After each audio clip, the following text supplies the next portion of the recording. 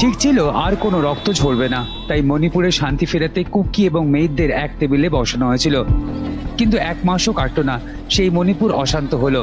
যে অশান্তিতে 12 বছরের মেয়ের সামনে গুলিবিদ্ধ হয়ে মৃত্যু হলো মায়ের। হাসপাতালের মৃত্যুর সঙ্গে পাঞ্জা লড়ছে 12 বছরের ওই শিশু। রবিবারের এই ঘটনায় কে প্রথম গুলি চালালো তা নিয়ে শুরু হয়েছে চাপানুতর। কেন গুলি চললো সেই প্রশ্নের উত্তর এখনো খুঁজে পায়নি মণিপুরের পুলিশ। কি হয়েছিল রবিবার দুপুরে? স্থানীয় সূত্রে জানা গিয়েছে, রাজধানী ইম্ফল থেকে প্রায় 50 কিলোমিটার দূরে কাকপোখইন জেলার একটি গ্রামে দুপুরবেলা হঠাৎ গুলির লড়াই শুরু হয়। গ্রামবাসীদের অভিযোগ, ড্রোনের মাধ্যমে তাদের উপর বোমা ফেলা হয়। গ্রামবাসীরাই প্রথমে প্রতিরোধ শুরু করেন। দুপক্ষের এই গুলির লড়াইয়ের মাঝে পড়ে মৃত্যু হয় 31 বছরের সুরবালার। চোখের সামনেই মাকে গুলিবিদ্ধ হতে দেখে তার 12 বছরের মেয়ে। এই ঘটনার পরেই প্রশ্ন, মণিপুরের শান্তি কোথায়?